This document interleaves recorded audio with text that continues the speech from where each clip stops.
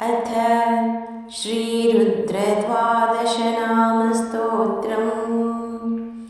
प्रथमं तु महादेवं, द्वितीयं तु महेश्वरं, तृतीयं शङ्करं प्रोक्तं, चतुर्थं वृषभध्वजं, पञ्चमं कृत्तिवासं च, षष्ठं कामाङ्गनाशनं, सप्तमं देवदेवेशं, श्रीकण्ठं चाष्टमं तथा, नवमं तु हरं देवं, दशमं पार्वतीपतिं, रुद्रमेकादशं प्रोक्तं, द्वादशं शिवमुच्यते।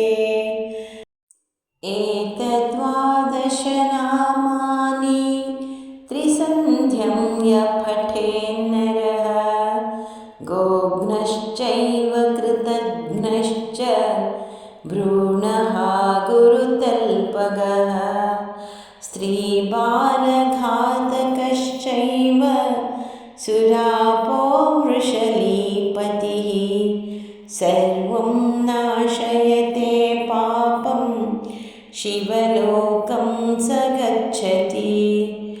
शुद्धस्फटिकसङ्काशं त्रिनेत्रं चन्द्रशेखरं, इन्दुमण्डलमध्यस्थं, वन्दे देवं सदाशिवं।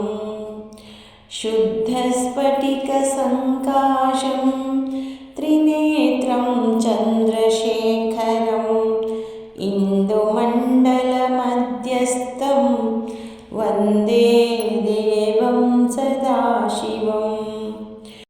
शुद्धस्फटिकसङ्काशं त्रिनेत्रं चन्द्रशेखरं, इन्दुमण्डलमध्यस्थं, वन्दे देवं सदाशिवं। शुद्धस्फटिकसङ्काशं त्रिनेत्रं चन्द्रशेखरं, इन्दुमण्डलमध्यस्थं, वन्दे देवं सदाशिवम्। इति श्रीरुद्रद्वादशस्तोत्रं सम्पूर्णम्। ॐ नमः शिवाय। ॐ नमः शिवाय। ॐ नमः शिवाय। ॐ नमः शिवाय। ॐ नमः शिवाय।